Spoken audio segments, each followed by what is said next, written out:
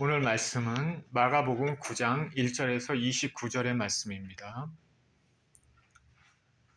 마가복음 9장 14절에서 29절, 마가복음 9장 14절에서 29절의 말씀입니다. 14절에서 29절 같이 읽겠습니다. 시작. 이에 그들이 제자들에게 와서 보니 큰 무리가 그들을 둘러싸고 서기관들이 그들과 더불어 변론하고 있더라. 온 무리가 곧 예수를 보고 매우 놀라며 달려와 문안하거늘 예수께서 물으시되 너희가 무엇을 그들과 변론하느냐. 무리 중에 하나가 대답하되 선생님, 말 못하게 귀신 들린 내 아들을 선생님께 데려왔나이다. 귀신이 어디서든지 그를 잡으면 거꾸러져 거품을 흘리며 이를 갈며 그리고 팔이 해지는지라. 내가 선생님의 제자들에게 내쫓아 달라 하였으나 그들이 능히 하지 못하더이다.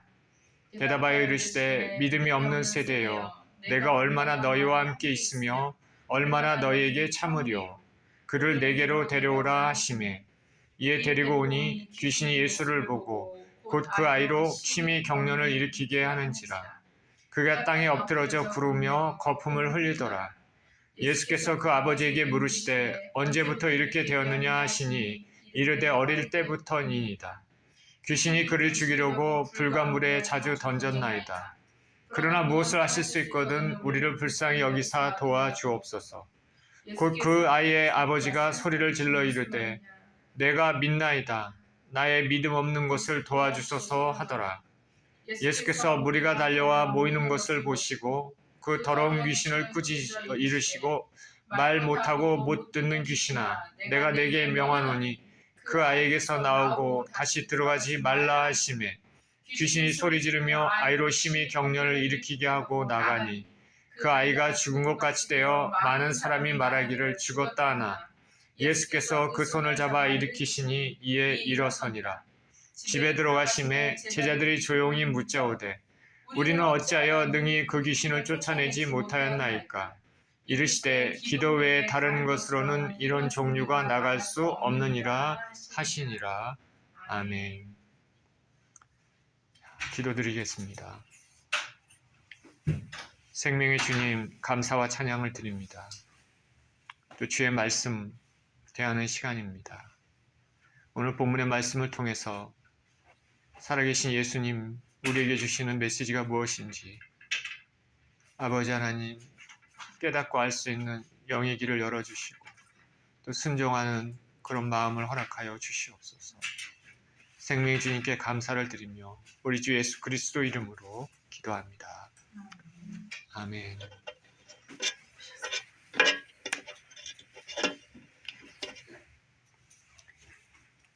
예수님께서 베드로와 야고보, 요한을 데리고 변화산에 오르셨습니다.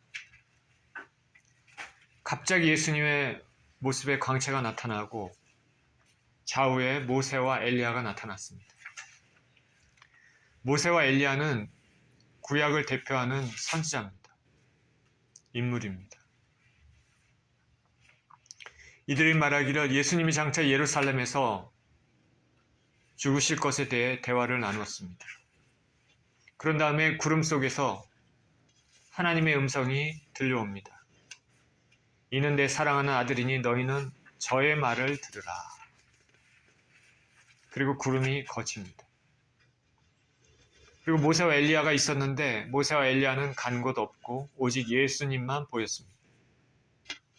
이는 내 사랑하는 아들이니 너희는 저의 말을 들으라.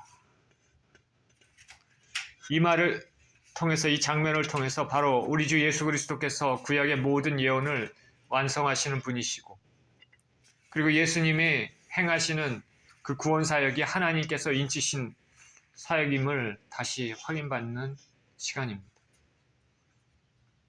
그리고 앞으로 예수님이 순환을 당하시는데 그 예수님의 고난에 대해서 제자들이 두려울 수 있는 환경에서도 용기와 희망을 갖도록 해줍니다.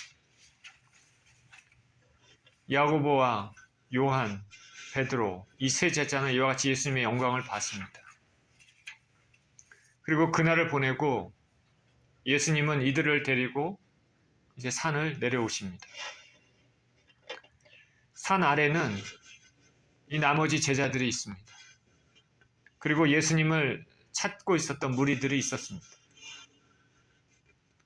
그런데 변화상에서 예수님이 이 세 제자를 데리시고 또 영광을 보여주시고 그러고 있는 그 사이에 이 산 아래에 있는 나머지 제자들과 예수님을 찾던 무리들 있었는데 이 제자들에게 곤경스러운 일들이 벌어지고 있습니다. 귀신 들린 아이가 있는데 이 귀신 들린 아이를 고치지 못하고 있습니다. 쩔쩔매고 있습니다. 오늘 본문을 통해서 주님이 우리에게 주신 메시지가 무엇인지 살펴보겠습니다. 14절에 이렇게 시작합니다. 이에 그들이 제자들에게 와서 보니 큰 무리가 그들을 둘러싸고 서기관들이 그들과 더불어 변론하고 있더라. 온 무리가 곧 예수를 보고 매우 놀라며 달려와 문안하거늘 예수께서 물으시되 너희가 무엇을 그들과 변론하느냐. 무리 중에 하나가 대답하되 선생님, 말 못하게 귀신 들린 내 아들을 선생님께 데려왔나이다. 귀신이 어디서든지 그를 잡으면 거꾸로져 거품을 흘리며 이를 갈며 그리고 파리해지는지라. 내가 선생님의 제자들에게 내쫓아 달라 하였으나 그들이 능히 하지 못하더이다. 변화상에서 변화되시고 하나님의 메시지를 들은 그 다음날 제자들과 산에서 내려왔는데 14절에 이해라는 접속사가 있습니다. 이 말은 그 변화선 사건과 본문의 사건이 연속으로 이어짐을 나타내는데 예수님과 제자들이 산 아래 있는 나머지 제자들에게 들어와 봤더니 많은 사람들이 제자들 주위에 있었습니다. 그런데 어찌된 건지 율법을 가리키는 서기관들도 같이 있었습니다. 그리고 그 서기관들이 예수님의 제자들과 변론을 하고 있습니다. 변론을 하고 있습니다. 변론을 하고 있다는 말은 뭔가 문제가 있다는 것이죠. 사실 믿지 않는 사람과 변론하는 것은 크게 유익하지 않을 때가 아주 많습니다. 믿으려고 하지 않는 사람들과 영적인 얘기를 나누고 하나님 나라의 말씀을 나누고 생명을 나누는 말을 할 때는 별로 유익하지 않을 때가 많습니다. 이때 사람들이 그렇게 변론하고 있었는데 사람들이 산에서 예수님이 내려오는 걸 봤습니다. 그리고 예수님의 모습을 보고 놀랐습니다. 매우 놀라며 달려와 문안하거늘 이렇게 말합니다. 왜 놀랐을까? 예수님의 그 광채 때문에, 영광의 모습 때문에 놀라지 않았을까 생각이 듭니다. 변화상에서 가지셨던 예수님의 그 광채. 예수님께 달려와서 문안합니다. 예수님이 말씀하셨습니다. 너희가 무엇을 그들과 변론하느냐? 뒤에 내용으로 보아서 병을 고치지 못하는 것에 대해 산 아래에 있던 제자들은 서기관들로부터 빗발치는 야유를 받았을 것입니다. 그리고 제자들은 어떻게 해야 될지 변명하기에 급급했을 것입니다. 너희가 무엇을 그들과 변론하느냐? 대답하는 사람이 없습니다. 서기관들과 무리들은 예수님께 대답할 의무가 없었을 것이고 제자들은 자신이 무능력하다는, 영적으로 무능력하다는 것을 드러내는 것이기 때문에 아무 말을 하지 못했을 것입니다. 그런데 예수님께서 너희가 무엇을 그들과 변론하느냐 이게 말할 때 잠시 침묵이 있은 후 침묵을 깬 사람이 있습니다. 누구냐면 가장 답답한 지경에 놓인 귀신 들린 아이의 아버지입니다. 그 아버지가 말합니다. 선생님, 벙어리 귀신 들린 내 아들을 선생님께 데려왔나이다. 귀신이 어디서든지 그를 잡으면 거꾸로져 거품을 흘리며 이를 갈며 그리고 파리해집니다.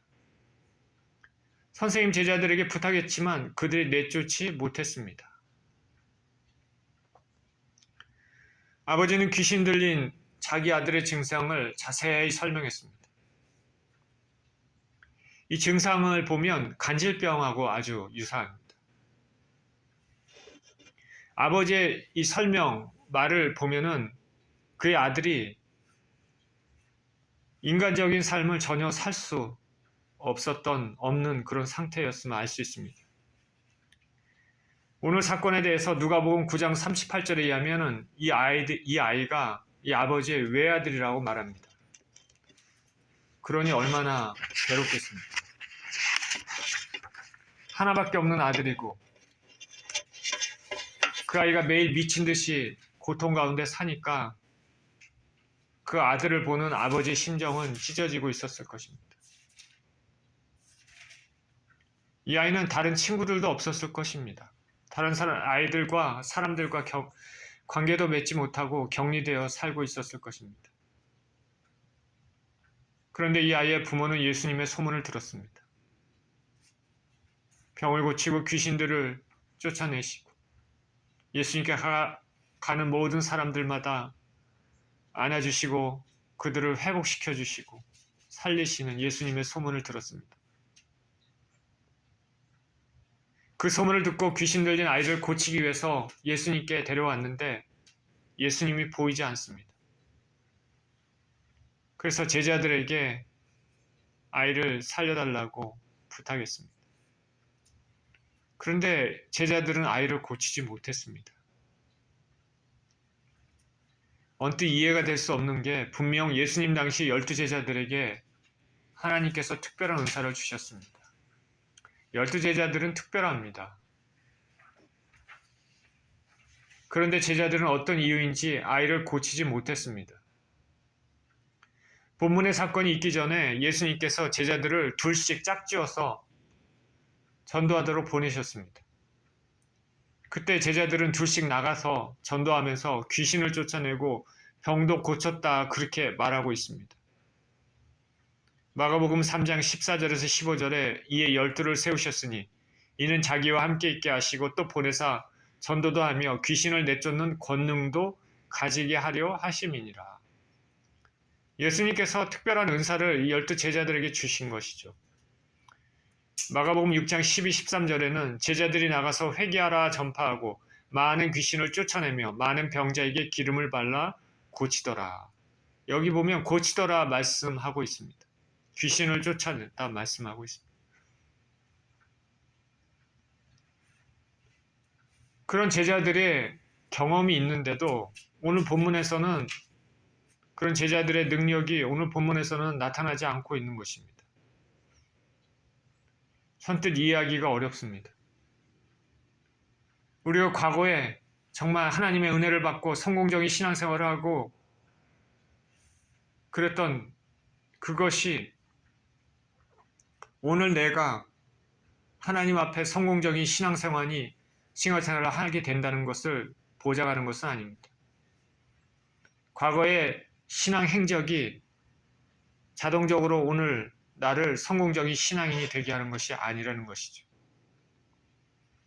내가 지금 믿음 충만, 성령 충만했다고 하더라도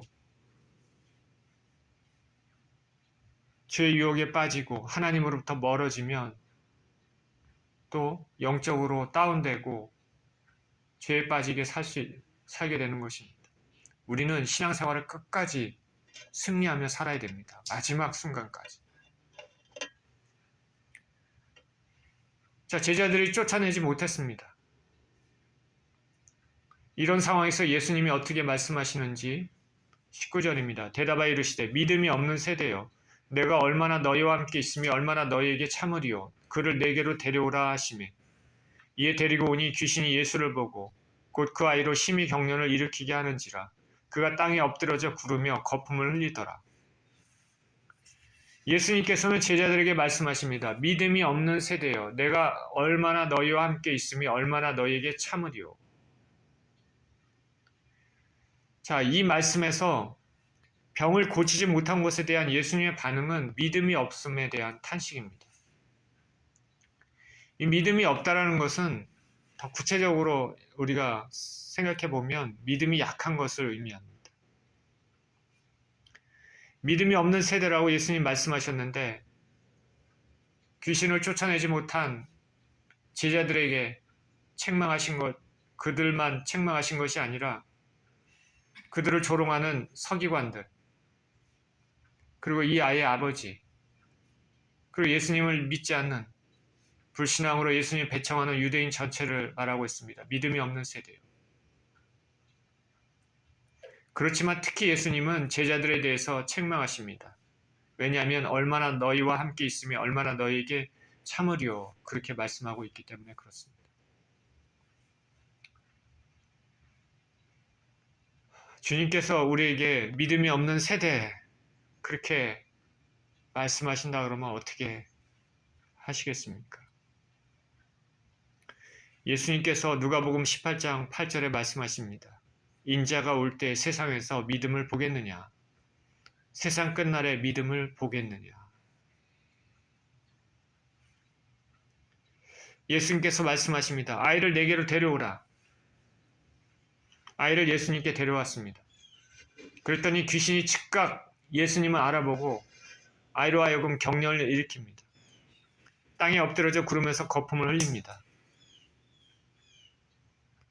아이는 간질병 같은 그런 병이 아니라 귀신에 의해 고통을 당하고 있음이 밝혀진 것입니다.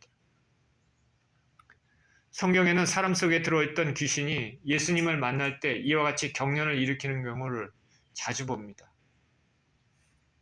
마가복음 1장 24절 26절에서도 회당에서 일어난 일입니다.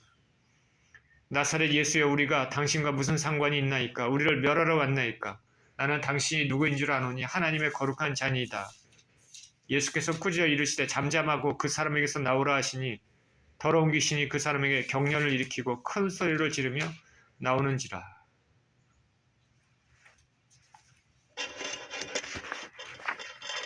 21절입니다. 예수께서 그 아버지에게 물으시되 언제부터 이렇게 되었느냐 하시니 이르되 어릴 때부터니이다. 귀신이 그를 죽이려고 불과 물에 자주 던졌나이다. 그러나 무엇을 하실 수 있거든 우리를 불쌍히 여기사 도와주옵소서. 예수님께서 아이의 아버지에게 물으십니다. 언제부터 이렇게 됐느냐? 아이의 아버지가 대답합니다. 어릴 때부터입니다. 어릴 때부터란 말은 태어날 때부터는 아니지만 아이가 어느 정도 지각이 발달하기 시작할 때 그때부터라는 것이죠. 무슨 일이 있었는지 우리는 모르지만 그때부터 아이가 귀신 들렸습니다. 계속해서 고통받고 있습니다. 어릴 때부터 고통 나왔기 때문에 아이의 상황이 얼마나 파리했는지 그 고통이 얼마나 큰지 우리가 짐작할 수 있습니다. 아이 아버지가 계속해서 말합니다. 귀신이 아이를 죽이려고 불과 물에 자주 던졌습니다. 귀신의 특성이 잘 나타나 있습니다. 귀신은 사람을 죽이려고 멸망시키는 것이 귀신의 본질이기 때문입니다. 예수님께서 요한복음 10장 10절에 도둑이 오는 것은 도적질하고 죽이고 멸망시키는 것뿐이요. 그렇게 말합니다. 귀신은 한 아이의 정신을 지배하고 조종해서 파괴하려고 하고 있습니다. 불에 던졌다고 말합니다. 불에 던졌다. 불에 던졌으니까 아이의 피부는 이 불에 그을렸을 것입니다. 피부에 온통 된 자국이 있을 것입니다. 그러니 세상과는 더욱 단절됐을 것입니다. 그리고 귀신이 아이를 물에도 던졌다 말합니다. 원어에 보면 물은 복수 형태입니다. 연못이나 시내 등을 가리킬 수 있습니다. 그리고 자주라고 말하고 있습니다.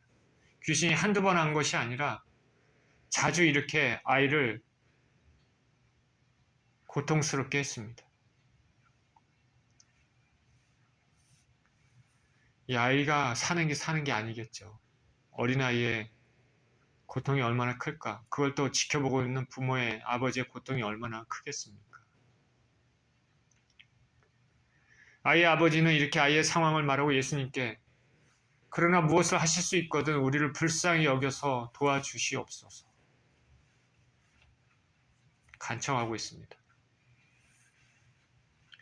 이 아이의 아버지가 예수님께 이렇게 말하는 것은 그리고 예수님께 이 아이를 데려왔다는 것은 분명 예수님께서 이 아이의 문제를 해결해 주실 수 있다는 그 믿음을 가지고 있다는 것을 알 수 있습니다. 그런데 그런 믿음은 있는데 믿음이 조금 부족하죠. 부족한 믿음입니다. 무엇을 하실 수 있거든.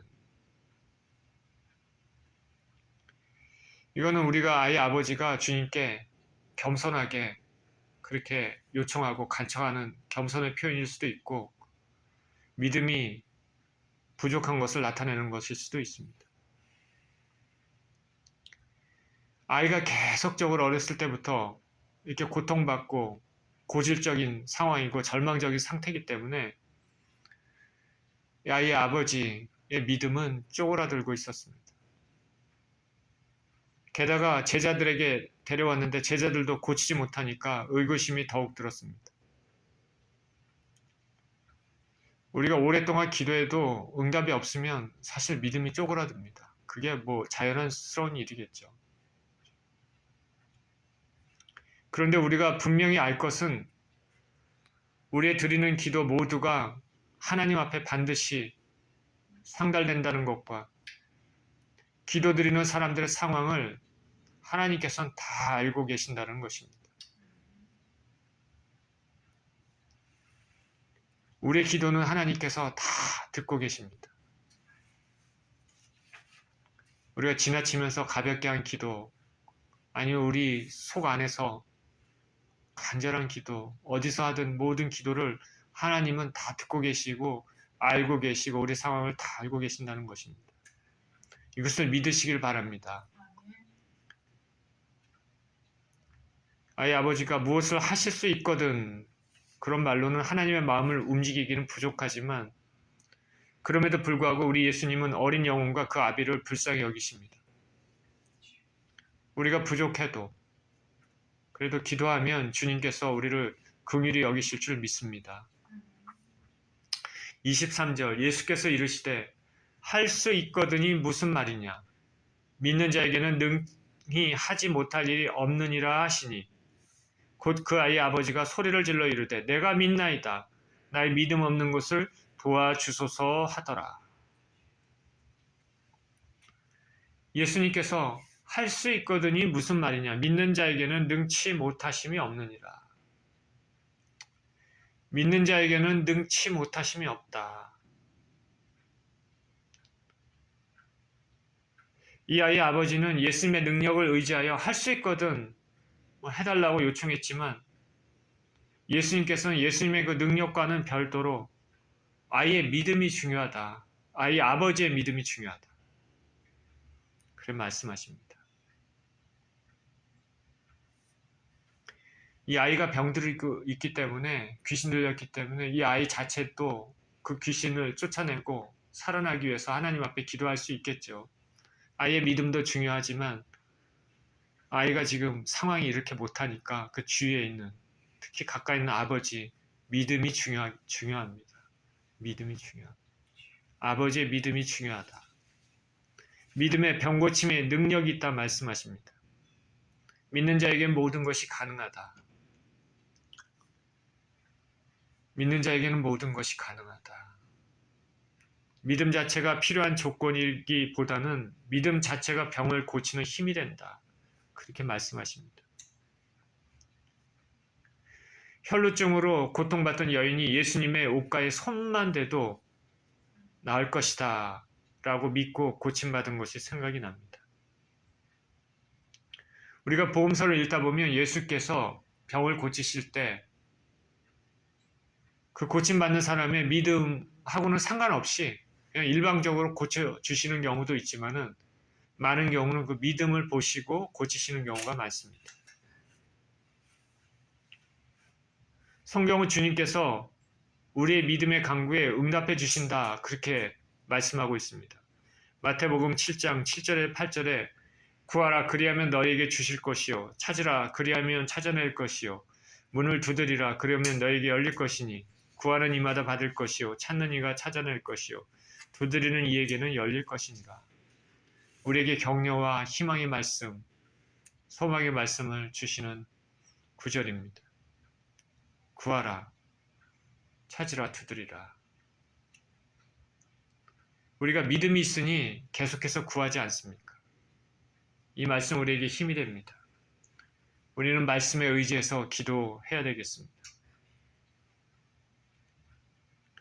그러나 우리가 알아야 될 것은 뭐냐면 우리의 기도에 원하는 바, 소원은 하나님의 뜻과 일치되어야 된다는 것입니다. 하나님의 뜻이 있죠. 그리고 하나님의 시간표도 있습니다. 그러니 바른 기도라면 만약에 바로 응답이 없어도 그때까지 믿음으로 기도해야 되는 것입니다.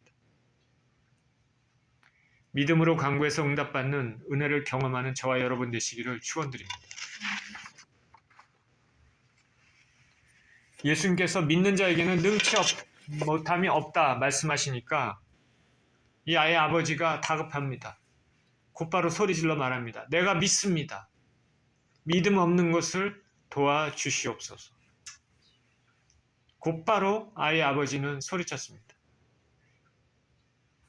그리고 아버지는 솔직합니다. 자신이 믿음이 없음을 솔직하게 고백하고 믿음 없는 걸 도와달라고 말합니다. 그러나 그것도 사실 믿음입니다. 이 아이의 아버지는 믿음과 믿음 없는 것이 같이 있습니다. 한편으로는 믿음이 있고 한편으로는 믿음이 없고. 저와 여러분도 사실 그런 경우가 많지 않습니까?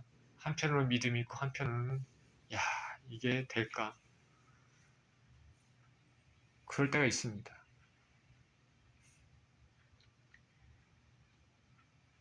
아이 아버지는 예수님에 대한 믿음이 무엇인지조차 잘 알지 못하는 듯하지만 어떻게 해서든지 믿음을 얻고 그로 인해서 주님의 은혜를 체험하고자 하는 간절한 소원을 말하고 있습니다. 우리가 믿음이 부족하다고 해서 부끄러운 일이라고 그렇게 보아서는 안 되고 어떻게든지 믿음을 얻고 은혜를 받으라는 신앙에서 매우 아름다운 모습을 볼 수 있는 것입니다. 여기서 우리는 믿음이 부족해도 겨자씨만한 믿음이라도 가지고 있으면 그리고 진실한 마음으로 예수님께 가지고 가면 예수님은 도와주신다는 것을 알아야 됩니다. 그러니까 믿음이 생기지 않으면 믿음을 달라고 기도하면서 끝까지 간구해야 됩니다. 현재의 모습을 가지고 젖먹이는 아이가 어머님의 젖을 간구하듯이 간절한 심령으로 주의 은총을 삼하는 마음이 있어야 되겠습니다. 우리가 예수 그리스도를 믿는다고 하면 누구나가 크고 작은 믿음이 있습니다. 자기가 가지고 있는 믿음을 가지고 주님께 나아가야 되는 것입니다. 부족하다면 믿음 달라고 또 기도해야 됩니다. 앞에 보이는 것이 없고 잡히는 것이 없고 들리는 것이 없어도 주님을 붙잡고 나아가야 되겠습니다. 외치며 간절하게 기도도 해야 되고 때로는 마음 가운데 소리를 지르지는 않지만 애절하게 기도해야 되는 것입니다. 각자의 기도 방법이 다 있을 것입니다. 소리를 치며 애통하고 우리 마음을 주님께 부르짖는 것은 주님의 주의를 끄는 것입니다. 여기 아이의 아버지처럼 주님 앞에 큰 소리를 외치지 않습니까? 그것이 우리의 믿음을 보이는 것입니다. 주님, 저는 부족합니다. 도와주십시오. 저는 예수주인교회가 기도하는 교회가 되기를 원하고 저나 여러분이나 기도를 생활하는 인생들이 되기를 원합니다. 저 여러분들은 기도하고 계십니까? 25절입니다. 예수께서 무리가 달려와 모이는 것을 보시고 그 더러운 귀신을 꾸짖어 이르시되 말 못하고 못 듣는 귀신아 내가 내게 명하노니 그 아이에게서 나오고 다시 들어가지 말라 하시매 귀신이 소리 지르며 아이로 심히 경련을 일으키게 하고 나가니 그 아이가 죽은 것 같이 되어 많은 사람이 말하기를 죽었다 하나 예수께서 그 손을 잡아 일으키시니 이에 일어서니라. 예수님 주위에는 제자들을 포함해서 사람들이 있었습니다. 그런데 또 다른 무리들이 이 모습을 보고 달려와 모입니다. 그러니까 예수님이 아이의 아버지와 대화를 나누고 주위에 12제자가 있고 그 주위에 또 다른 무리들이 서기관도 있고 다른 무리들이 있었는데 또 다른 무리들이 멀리서 이렇게 모여듭니다. 많이 모여듭니다. 그 모습을 보시고 예수님은 서둘러서 귀신을 쫓아내십니다.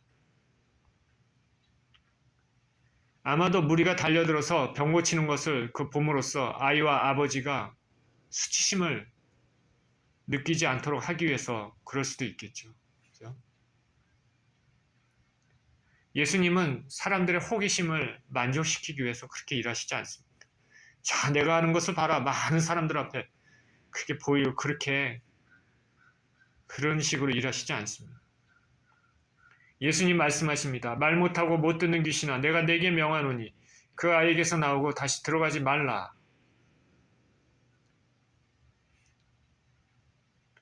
예수님 말씀에서 귀신은 아이를 물과 불에 자주 던졌을 뿐 아니라 말도 못하게 하고 듣지도 못하게 한 것 같습니다. 아유, 말도 못하고 듣지도 못하고 있습니다. 예수님의 이 강력한 꾸짖음은 우리에게도 귀신을 맞닥뜨릴 때 드릴 수 있는 그런 기도입니다. 나사렛 예수 이름으로 명하노니 말 못하게 하고 듣지 못하게 하는 귀신아 떠나갈지어다. 예수님이 나오라 이렇게 명하시니까 귀신이 아이로 하여금 심히 격려를 일으키게 하고 나갔습니다. 아이는 거의 죽을 것 같이 되어 사람들이 죽었다고 말합니다. 격려는 귀신이 어떻게든지 나오지 않으려고 격렬하게 저항하는 그런 모습이죠. 귀신이 소리 질렀다는 표현은 귀신이 도망치면서 지르는 비명소리입니다. 귀신이 아이로부터 이렇게 발작하면서 나왔기 때문에 아이는 더 큰 충격을 받아서 마침내 죽은 듯이 기진맥진해서 누워 있었던 것으로 보입니다. 예수님께서는 이 죽은 것 같은 기절한 아이의 손을 잡아 일으키셨습니다. 아이는 예수님의 손에 이끌려 일어섭니다. 예수님의 은혜로 말미암아 이 아이가 새 생명을 얻는 순간입니다. 야, 아이가 얼마나 좋았을까. 그리고 아이의 아비의 심정은 얼마나 좋았을까. 아이가 살아나는 시간이고 아이의 아버지의 삶도 살아나는 시간입니다.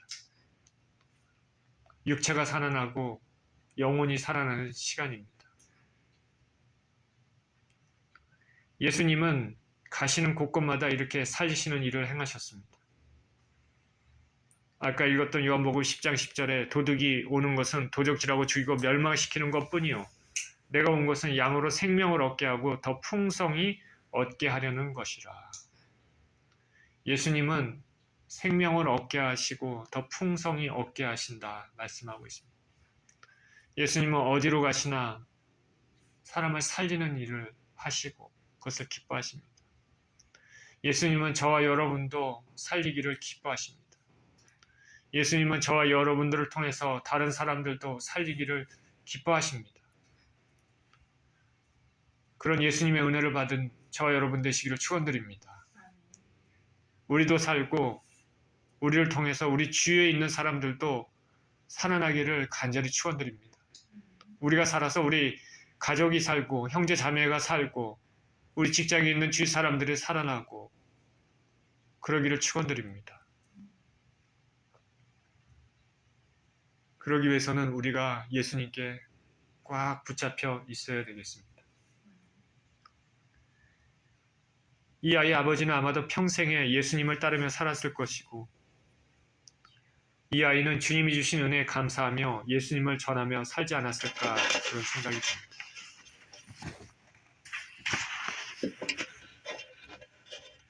28절입니다. 집에 들어가심에 제자들이 조용히 묻자오되 우리는 어찌하여 능히 그 귀신을 쫓아내지 못하였나이까.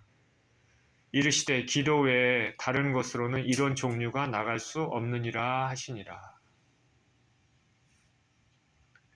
예수님이 귀신을 쫓아내시고 아이를 살리신 후에 이제 군중들과 떨어져서 집에 들어가셨습니다.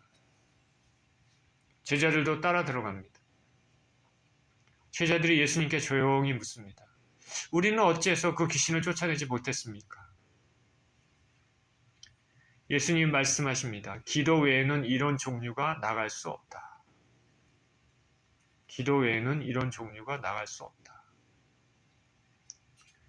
예수님의 이 말씀은 제자들이 기도하지 않았다라는 말입니다.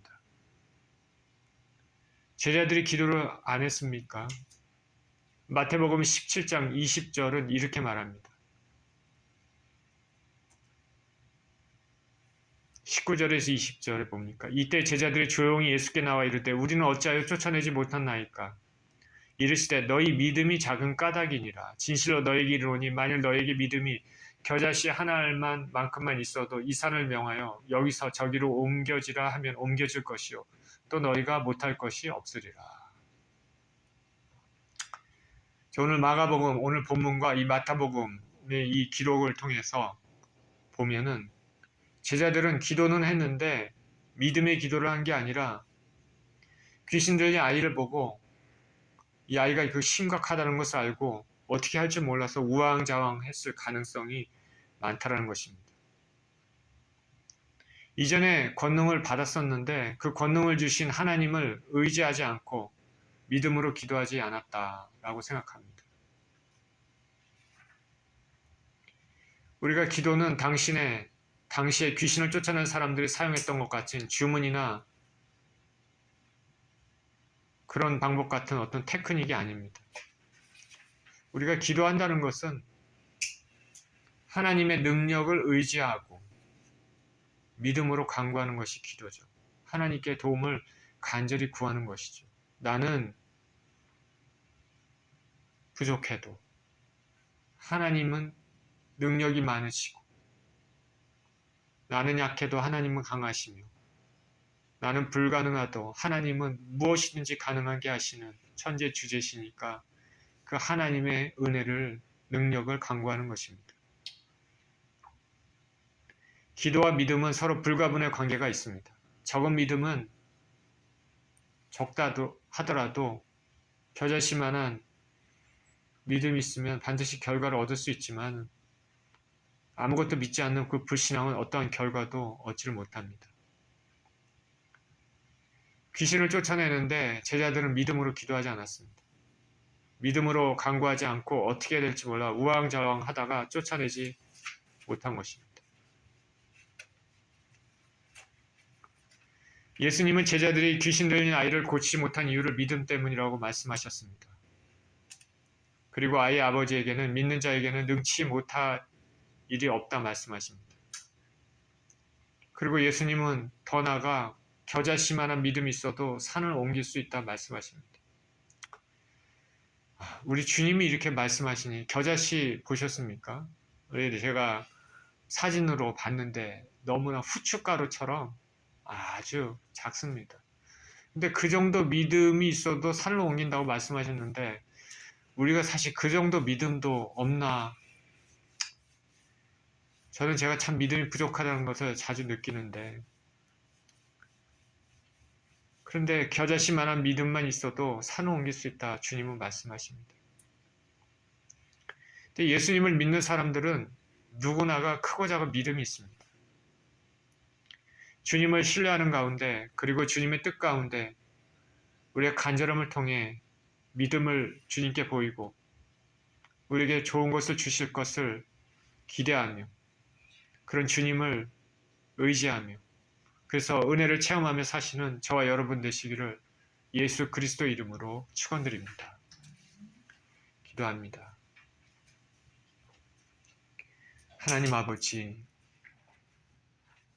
오늘 본문에서도 예수님은 생명을 살리셨습니다.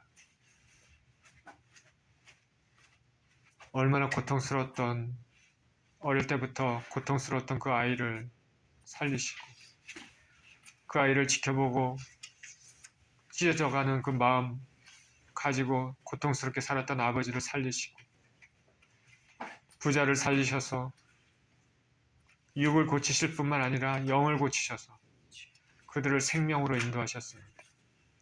우리 주님은 그러신 분이십니다. 이 아이를 제자들은 고치지 못했습니다. 주님은 믿음이 없다, 부족하다 말씀하십니다. 그리고 겨자씨만한 믿음이 있어도 산을 옮긴다 말씀하십니다. 하나님, 우리에게 믿음을 허락하여 주시옵소서. 우리에게 믿음을 허락하여 주시옵소서. 아버지, 믿음으로 사는 우리 모두 되게 하여 주시옵소서. 우리 주 예수 그리스도 이름으로 기도합니다. 아멘.